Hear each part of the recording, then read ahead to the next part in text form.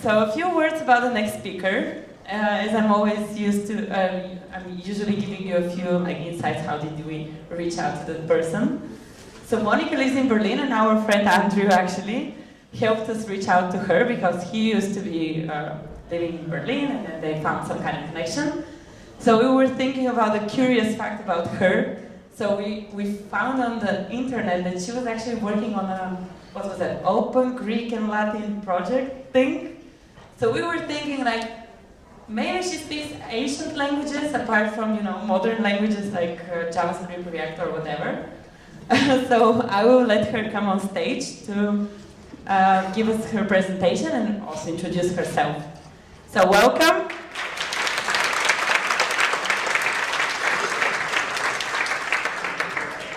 All right. Hey everybody. Thanks so much for having me. I don't have any ancient Greek or Latin to speak. Luckily, we only learned how to read it, so it was very practical to study in college.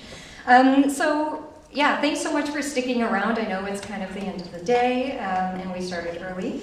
My name's Monica. I am working in Berlin at a fintech startup called Summa.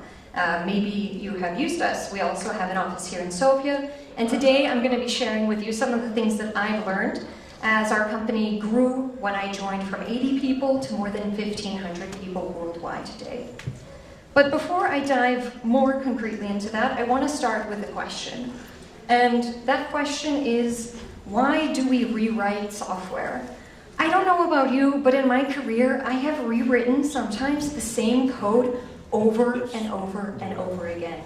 There are components or features where I said, if I have to do this again, I'm out the door. I just don't have it in me. But why is it that so much of our time is spent rewriting code instead of writing things that are completely new and original? Well, I think there are a couple of main reasons why this happens. The first reason, I'm going to share an example from my experience, my first ever experience rewriting code. So, my very first tech job I got when I was 19 years old. The job title that I had at the time was Student Webmaster, which is a pretty awesome job title when you think about it, because you get to be both the student and the master at the same time. It's a way cooler job title than senior developer, or whatever it is that we call 19-year-olds these days. And when I joined this project, I was there to write PHP and MySQL. Like Rado, I'm also a recovering PHP developer. And I came into this project, I inherited some code from the previous student webmaster. And unfortunately, when I looked into this code thinking I knew what I was getting into, it was written in object-oriented PHP. But I had been learning the kind of PHP where you just make some templates and there are SQL queries inside and then you display the data. So I looked at this code and I was like, I literally have no idea what to do with this. It's not even like the same language for me. So, like any good developer, I decided to rewrite that code. Of course, because I didn't understand it, I didn't have the maturity or the experience to be able to go through that code, truly understand it, and extend it based on how it had already been written. And I think this happens a lot. I think a lot of the times when code gets rewritten, it's just because we're inexperienced, or maybe we're a little bit lazy. And it's a lot harder to read code than it is to write code. Another reason why we often rewrite code is because it's fun, right? I mean, how many of you are like me and every Christmas when you go home to your parents' house, you crank out a new version of your tech blog? Maybe you don't write any blog posts, but at least you're on the latest static site generator of the season. We rewrite code a lot of times just because it's fun. Maybe you don't want to tell your boss or your product manager that that's why the code's getting rewritten, but if we're honest, it's a big part of it. Thankfully, in the world of JavaScript, oftentimes we get to rewrite code because finally there's a better solution available. We know that historically we've had to hack our way around what you could do in the browser, and finally sometimes those things become standardized, that we get support from the platform, and we can remove those dirty hacks that we put in. But I think the number one reason, if you ask some developer who's in the middle of rewriting code, there is one most dominant answer they are going to give you for why that code has to be rewritten. and that is technical debt. Technical debt is the answer to every question you get as a software developer. It's one of these terms I really love, because if I were to ask every single person in this room, what is technical debt, I'm pretty sure I would get a slightly different answer from each one of you. Is it code I didn't write? Is that by default technical debt? It is so easy to see code you didn't write as technical debt that needs to be replaced. Is it code that I wrote before I knew what I was doing? I know a lot of people don't stay in tech jobs for very long. I've been in my current job for more than 4 years, so I have had a lot of opportunity to see how code I wrote before I knew what I was doing led to some technical debt today. Is it old libraries? I don't know. Can you make an excuse and say that old libraries are some kind of technical debt? We love to upgrade things, right? So maybe that's a good reason to get it in the backlog. Is it features nobody's using? Because, as you all know, migrations are happening all the time, and if you have to migrate stuff that people aren't actually working with, well, maybe that's something you have to drag along as well. So if I were to define it for myself, I would say it's code, tools, or maybe even infrastructure that negatively and repeatedly affects the speed or quality of delivery. We all know what this looks like, right? You start a new project. The speed of adding new features is super fast. There is nothing to stop you. Every new file can be a different pattern, doesn't really matter. Whatever blog post you read most recently will probably shape your decisions.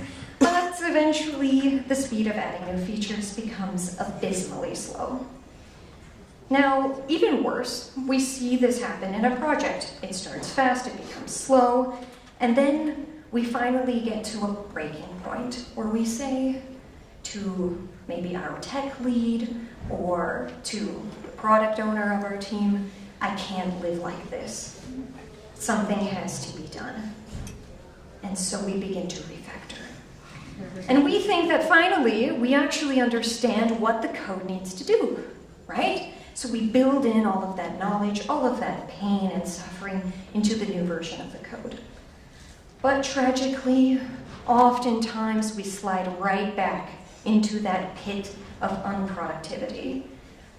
I like to think of this as recurring technical debt, or technical debt on a subscription model, or you're trying to figure out how can I cancel this subscription, I keep getting it over and over again. Now, more depressing than this is the fact that there is officially a technical term for this. You may know it if you have read the Mythical Man Month. It's called the second system effect. And in short, this means you end up writing something kind of small, kind of good, and it works, right? But oftentimes we replace those things with something that is completely over-engineered because we think, now I surely understand all of the possible scenarios I need to handle. But in reality, it's not the case, and we make something even worse. There's another quote I really, really love. It is by the inventor of C++. He says, quote, legacy code often differs from its suggested alternative by actually working and scaling. Now, yeah, this is a great way to kind of wrap up this conference because I'm leaving you with such inspirational words. But when you think about it, what can we do now, right? We have code. We write it. Over time, it gets slower that we can adapt it. We try to rewrite it. And then we realized that maybe our first solution wasn't so bad. It at least had fewer bugs. And we have to ask ourselves, at least I ask myself, is this just my destiny? Do I have to keep rewriting this code over and over again, and that's what I do as a software developer? Is this what I am doomed to do for the rest of my career? Because the hard fact is that the real cost of software is not in the initial development, but actually maintaining it over time. So the question is not really why do we rewrite software? Sometimes there are really great reasons why we want to rewrite software. But if it's not one of those reasons, how instead can we make our systems more resilient to inevitable change? Because you don't write a product and expect that your requirements are not going to evolve over time. How can we go from a situation that looks like this, where the speed of adding new features dramatically decreases as the age of the project increases, to something that looks a little bit more like this, where in fact, because we have some initial work in place, we can accelerate our speed and productivity at the beginning and also maintain it. Now, how do we reach this nirvana, this promised land of productivity? The answer is something that is probably not going to satisfy most people. It's good architecture. But when I tell you this, you probably roll your eyes a little bit, right? Because you're like, really, that's it? I just went through that whole intro and now that's all you got for me? And I think a big part of the reason why this answer is unsatisfying is that architecture has kind of become a dirty word, right? It can be so vague, there is not even a shared definition of what is software architecture amongst all of the different disciplines. You can imagine that in frontend we can't even decide on whether we're going to use Flow, TypeScript, Reason, or something else. How could we possibly imagine that all the different people from software disciplines would come up with a single definition of architecture? We love to disagree about things, and this is one of those fundamental disagreements. Many times, people don't even know what do software architects do all day. We know that they have kind of transcended coding, but what happens afterwards, right? Maybe there are some diagrams, but it feels very vague to your average software developer. And at the end of the day, it feels kind of detached from your daily problems. So you're working in a code base. You need to make the behavior of a button different. And for some reason, this is the hardest thing you have to do this sprint, right? And it's because somebody made some decisions beforehand and now you are suffering to do something very simple. So instead of trying to come up with a new definition of architecture that's going to solve all of these problems, I want to kind of think about architecture in a different way. By thinking about architecture as enabling constraints. So even though this sounds kind of like an oxymoron, I find it's a really great example of how we can apply software architecture to the things that we do on a daily basis. How can we constrain the way that we use data and code so we're more principled in how we apply our abilities to solving problems? Now, if that sounds abstract, we can think about an example from real life. So imagine you are driving a car. In Germany, where I'm living at the moment, we have the Autobahn, right? And there are some places on the Autobahn where you can drive without a speed limit. Now, as an American, I find this slightly horrifying. I don't know how it is exactly that there are not fiery crashes every single moment. But in reality, there are some boundaries in place that help us to move within our cars at ridiculously high speeds while also remaining safe, right? We have barriers between fast-moving lanes going in opposite directions. We have lanes. We have ways that we signal to other cars to tell them what we're doing. So in a very similar way, we can also put in these kind of constraints in our software to help us move faster and in a more safe way. This has happened quite a lot over time if you look at some programming paradigms. The first one, which you may be familiar with, is object-oriented programming. Now, before the advent of object-oriented programming, we had all kinds of abilities, right? We could use go-to statements. We could structure our programs any way we wanted to. But instead, with OOP, we said we're going to structure our code into classes. And this was, strictly speaking, a constraint, right? We couldn't do just about anything we wanted to do. We had some structure imposed on us. But thanks to the fact that we decided to accept this structure, we could finally separate the composition of our applications from a code perspective from the way that they were actually deployed. And this gave us something new, something that we didn't have before. You might be more familiar with functional programming, as React takes a lot of its patterns from the world of FP. Now, one of the most popular things that people know from functional programming is immutable data, right? And strictly speaking, mutable data is more powerful than immutable data, meaning you can do more with it, you have more options. But by giving away our ability to mutate data, we can also get something better in return, right? We give away this power, and instead we don't have to worry about two different parts of our application operating on the same data and stepping on each other. In a very similar way, this happened in front-end too. So it's not just all of software development, but we see this on a smaller scale in JavaScript as well. So one very simple example is we moved from var to const, right? We're using this more nowadays. And it seems small, but because of the fact that we're no longer allowing our variables to be reassigned all over the place, it's more predictable to work with our functions. We know if this is declared now, it's probably not going to change later. Now, you can see this also when you think about the transition from jQuery to React. Now, strictly speaking, you could say that jQuery gave you a lot of power. And probably it gave you a bit too much power, right? And that's what brought us to a lot of the applications. Maybe you are still supporting some of them. But the fact that now we no longer, strictly speaking, do direct DOM manipulation, of course you have escape hatches, but it's not a best practice. And that meant that our UI could be more predictable and more testable. And lastly, one thing I want to point out is about CSS and JS, which, depending on what's happening on Twitter, can be very controversial. But this week, I guess it's been kind of quiet. So one thing I find interesting, having worked in CSS and JS over the last year or so, is that it really forces me not to rely on side effects. So I can't be kind of lazy and say, well, I know this component's going to be there, so my CSS classes, which are very nicely named, will also be accessible. So it helps give us more safety and fewer possibilities of having global clashes. So the point I want to make here is that we are constraining ourselves all the time. We are looking for new constraints. We are desperate for new constraints. And we trade those constraints oftentimes for safety and for speed. So today, for the second half of this talk, I want to give you 3 specific constraints that you can apply to the applications you're working on, starting on Monday. Now, this list is not exhaustive, of course. There are huge books written on writing great architecture, but these are some practical things that actually don't require that much work to start to gradually put into practice. So we're going to go through 3 specific constraints, and with each one, what they enable as a result. The first one comes down to source code dependencies and the direction that source code dependencies need to import things.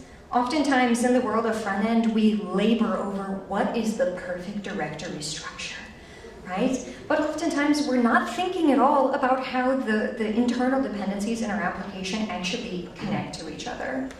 So there are a couple of different ways of organizing dependencies. One of them, which you might be very familiar with, is called the big ball of mud. And if you don't, in your project, have some kind of rules or constraints about what may depend on what, there is a very high likelihood that this is the environment you are operating in. On top of that, we also have a more layered approach, so there are rules about what is allowed to depend on what, and it can only go in a single direction. And finally, we also have a more modular approach. And by modular, I don't mean you made a JavaScript module. That doesn't necessarily mean it's going to be modular, right? I'm talking about things like libraries, maybe that have a smaller API surface, or perhaps something like monorepos or micro frontends. But I'm not going to go too much into the modular approaches. I think the first 2 are more suitable for most of the traditional applications that people in this room are working on. So what's the big difference, actually? Why do I even care what depends on what in my application? Well, think about what happens when a change is introduced inside the big ball of mud. Well, you think maybe you know what's going to happen, right? You can make a promise to the QA in your team that nothing else is going to change. But we all know once you burn that bridge, there is no going back. And that's the reality. You have no real certain way of knowing what in fact is changing in your application. You have a huge, or at least an unknown scope of regression, and oftentimes this leads to cross-team conflicts because you have hopefully organized your code a little bit according to the way your teams are working, but if there are a potential of side effects, nobody likes to fix a bug that somebody else caused in their code. Now, what happens when you take a more layered approach? Well, it's still possible that you can have a side effect, right? This code doesn't exist in isolation. But you can limit the scope of regression, or you can at least have a concrete knowledge of where the potential regression is. And usually it doesn't affect other teams. So the key here is that the difference between having a big ball of mud and a well-organized but still monolithic architecture is the way that your dependencies are organized internally. Let's take a look at something a little bit more concrete, which is going to seem more familiar based on front-end apps you probably work in.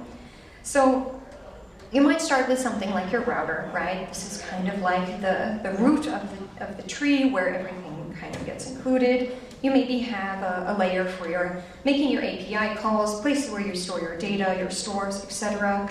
And you have also your user interface, right? And hopefully, as much as possible, you've extracted your business logic from that user interface layer, and you keep the UI as thin as you can. But what's important here is that the sections of your application, whether they are pages, subsections, or something else, they ought not to even realize that not only that other pages don't exist, but that the entire application could also not be there, because they are that decoupled from each other. And at the end of the day, what you get from this is that it is easier to isolate the impact of changes. And resilience is all about responding to change. Now, you might be wondering, well, Monica, what about shared components? I didn't see anywhere for the shared components, right? And as developers, we love to share components because we feel like as soon as you make a shared component, it's like karma points. You know, like something's good is going to happen to me next week because I made this shared component. And I'm pretty militant about this personally, in that I believe that the vast majority of shared components either belong in a design system with all of the business logic extracted, or it is probably a better idea to copy and paste that code rather than to introduce this dependency. And we're going to talk a little bit more about this next. So the second constraint I want to propose to you guys is to be a little bit more conservative about code reuse than you may have traditionally been taught to be. Now, as developers, we love dry, right? Dry gives us meaning in life. When you make code that is dry and doesn't repeat itself, you feel like, you know, I'm a good developer today because I made that really dry code. But unfortunately, sometimes we make code that is dry and we violate our architectural principles.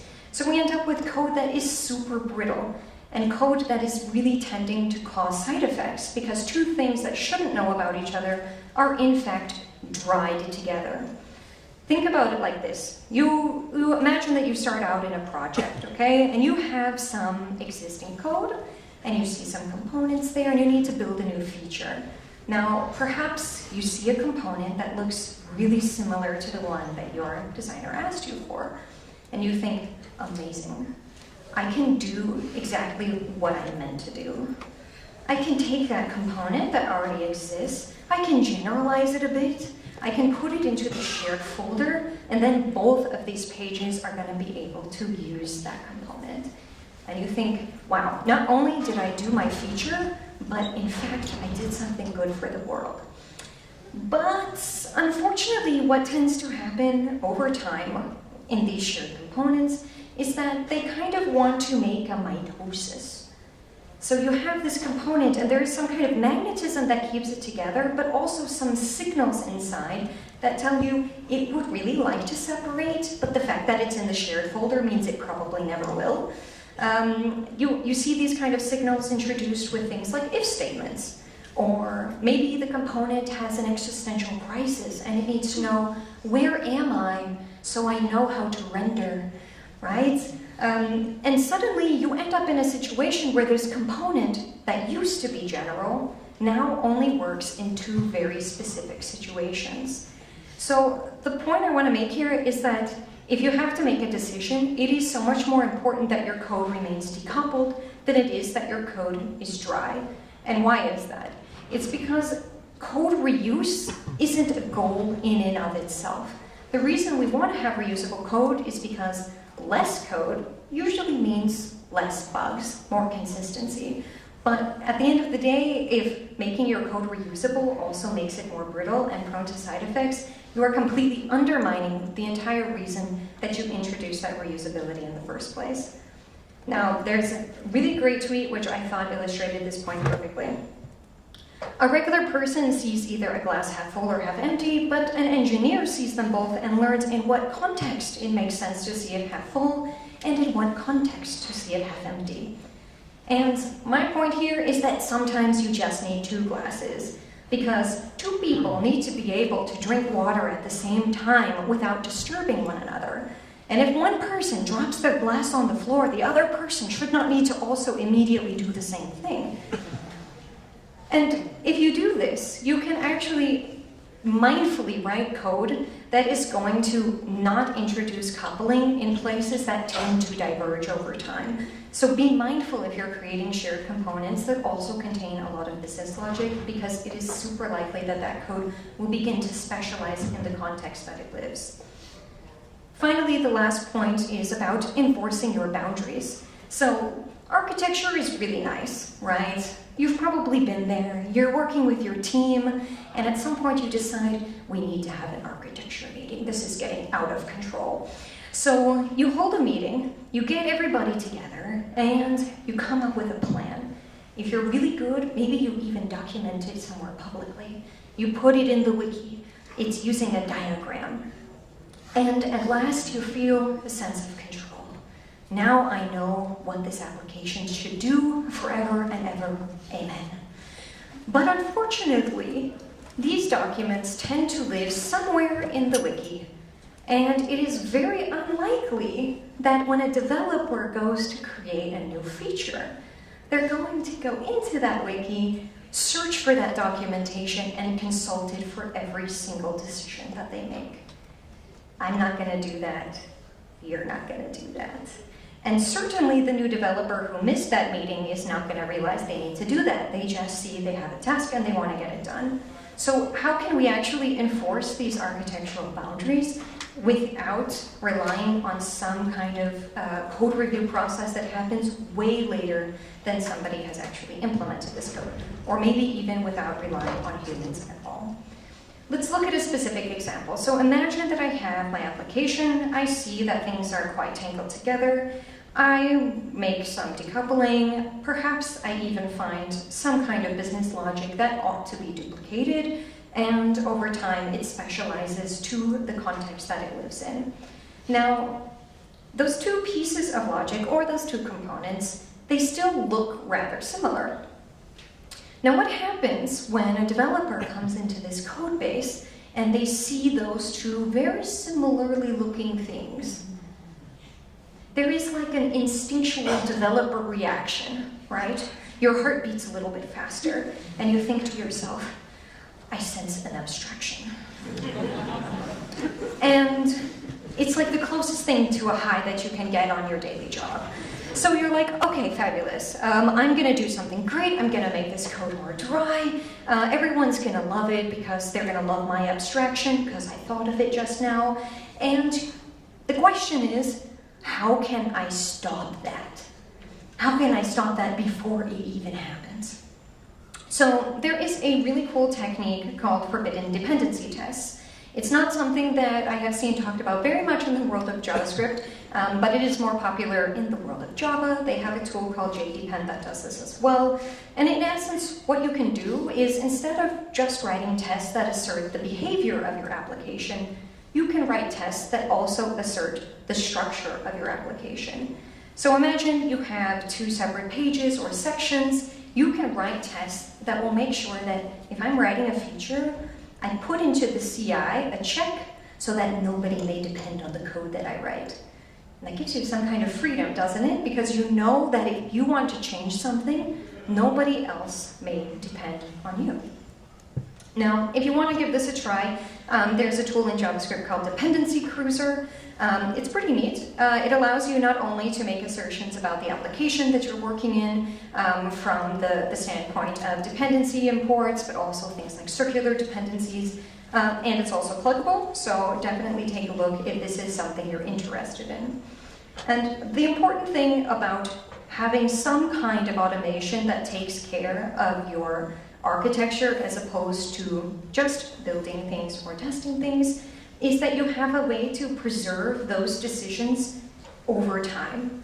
and you have a way to preserve them in an automated way that doesn't rely on faulty human beings to catch some kind of incorrect import somewhere in a massive pull request. So what have we learned today? The first thing that we talked about is that the real cost of software is actually not developing those features, but maintaining them in the long run. We also learned that architecture is not just a fancy word that somebody is making diagrams somewhere and putting them in a place you will never find them again, but in fact, it's just as simple as that, applying certain constraints to the code that you may be writing anyways. And it doesn't take a whole lot to start down the path of making your applications more resilient to change. You can do things like thinking directionally. Don't just make anything depend on anything else inside of your application. Do it in an intentional and mindful way. Be a little bit more conservative about code reuse. It doesn't mean that code reuse is bad by any stretch of the imagination. Just be mindful of it and think about whether it's really appropriate that those two things that reuse that code should live on the application level. Maybe it's better in a library, maybe it's better to be duplicated.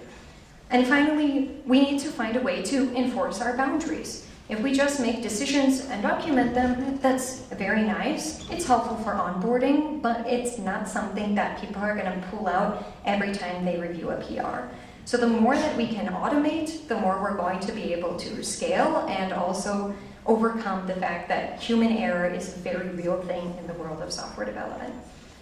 So I have just 2 slides left, and then we'll be wrapping up. So when you talk about architecture, I think a lot of times people tend to think really big, right? They think about frameworks or like meta programming or like really big concepts. But the reality is that architecture begins on the small. And if you don't have good architecture on the small, those things just tend to pile up. So whenever you're writing a function or you decide not to, or you create a module or a library, or you decide to keep it in the product code, this is an architecture decision that deserves to be weighed as such. And finally, what I want you to take away from this is that you don't have to derive architecture from first principles. So often, we, as front-end developers, come across a problem in our React apps. And what's the first thing that we do? We Google how to do X in React, right? Because we are looking for library, framework, or even language-specific solutions. But so often, our problems have nothing to do with the fact that we are writing React. In fact, they are software development problems that perhaps have been solved or at least talked about in other programming language communities, in other framework communities, 10, 20 years before. So I just want to encourage you that if you're looking for an answer, don't be hesitant to look in other places for your response because they might have solved the problem a very long time ago. Thank you very much, and if you have questions, let's talk.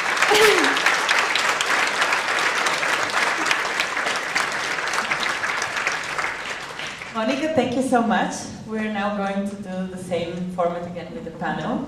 Okay, actually, Krasny asked me a question, so Krasny on my talk asked me when you shouldn't create an abstraction. You actually answered that, but I'm going to ask the reverse. When you should create an abstraction? That's a really good question. I'm not even sure if there's a universal answer to that question, to be honest. I think the big thing to consider is really similar to what you said, is are other people going to understand this and benefit from it? Because I think oftentimes people love and fall in love with their own abstractions, and when you give those abstractions to somebody else, sometimes they are less passionate about your abstractions. And so I think it's really important to think, okay, is it really the case that this underlying library is too complex?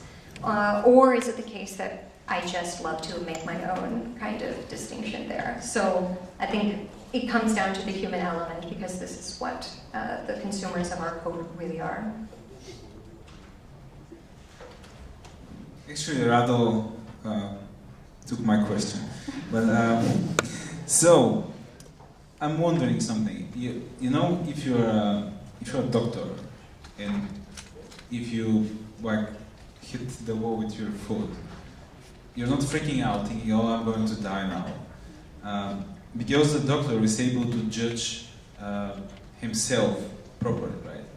And I'm wondering, all this stuff that you mentioned now, they were really awesome, but did you actually fall sometimes in all these pitfalls? What yourself?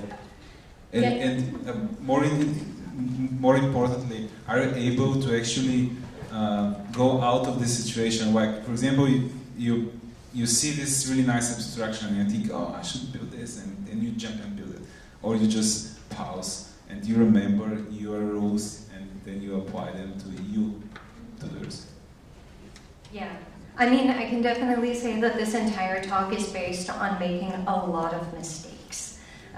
So it's not just hypothetical. These are all techniques that we are using in the larger production applications that we are working on. So it all comes down to saying, I have done this. I cost a lot of time and energy from myself, from my colleagues. There are even mistakes that I have made that my current coworkers are, of course, they are still supporting. So that's also why thinking about people and how they are going to like the code that I'm writing is so critical. So there's some self-discipline in this process. Of course, yeah. I think it comes with experience. I mean, as I showed you, I rewrote code that I didn't understand for many years. It wasn't just that one time. I did it a lot. Because the place where I work, we have this awesome team lead, and for some reason, it always happens that the abstraction that he did are amazing and they're correct. And there's this bias because he's the team lead and he's usually right because he has a lot of experience. And sometimes, at least for me, it's really difficult to judge because he's searching for our feedback, but because we're not so experienced, what we do is like, I don't know, I'm not sure. And then he starts talking about the abstraction, why we have to do it, why we're doing it. And then, yeah, you're right, we have to go with this. And I don't know at what position you are, but if you're a little bit higher than the other people, this is really difficult to kind of judge your own work and to understand, is it correct or not. So there should be always someone which is telling you. And here's my other question. Are you doing a lot of really strict code reviews? Like, do you have a rule for every PR should be checked by like 10 people and something like this to actually enforce this judgment to be correct of the abstraction? Yeah, so I think as much as you can, the most important thing to do is find out how you can automate these kind of checks, such as the forbidden dependency test, or as much as you can put into CI, for two reasons. One, it removes the human judgment aspect, so if the CI is judging you, you can't argue with it. And of course, the other part is just that people make mistakes, right? And maybe it can be really hard in code review to figure out what abstraction it is that somebody is using. You understand it best when you're actually working with it. So what I find the most helpful is to think, okay, what is it that we can enforce and automate? And if the other things are mostly stylistic, then don't be stressed about that kind of stuff. But when it comes to things like new abstractions and things that will affect more and more people, that's why I think it's a great idea to move this, for example, out of the product code and into a separate library where at the very least those APIs are defined and it changes at a different pace. So it's not as likely that you're going to, like haphazardly push something to your library and publish it, hopefully. You have actually separated the quickly changing code from the more slow and stable changing code. I really like that automation for the CI. Like this dependency graph is something which would land in our repo next week. Definitely, like this shouldn't be imported anywhere, and it should be imported.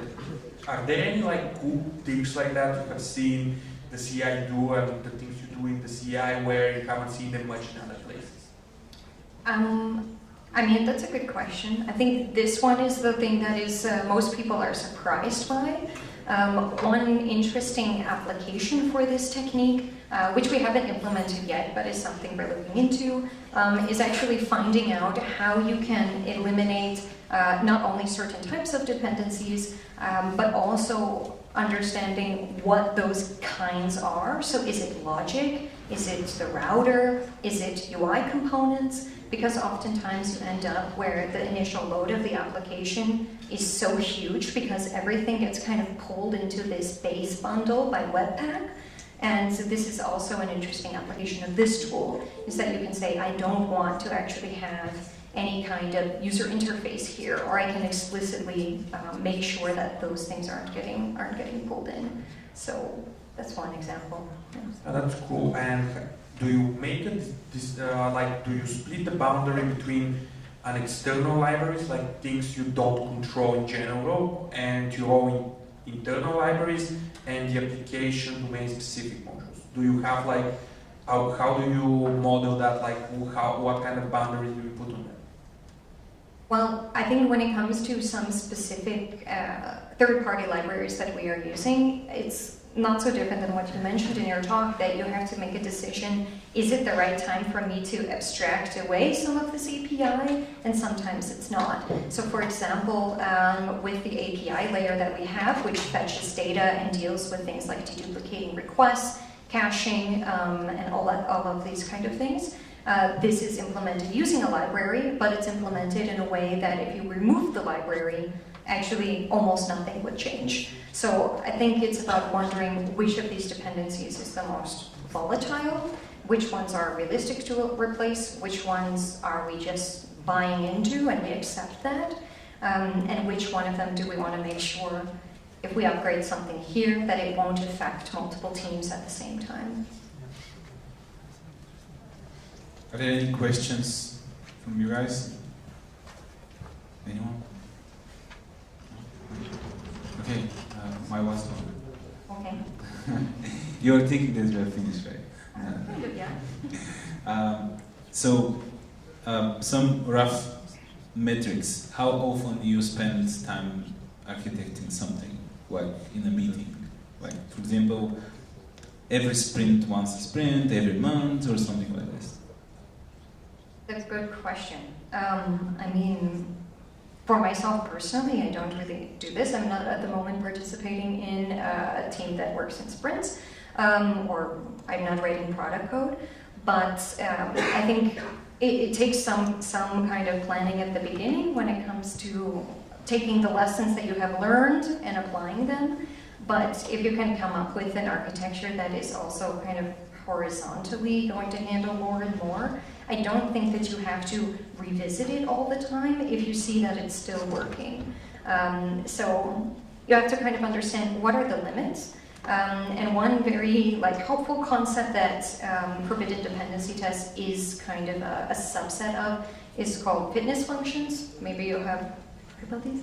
Basically, it's more and more ways that you can automate checking what is the health status of my architecture. This can be things like monitoring the build time, or monitoring, I don't know, the number of dependencies or anything like this. You can monitor these metrics and say, I consider the health of my application to be a function of all of these different metrics. And you can monitor how they occur over time. So if your build starts to get too slow, you actually have been tracking that the entire way.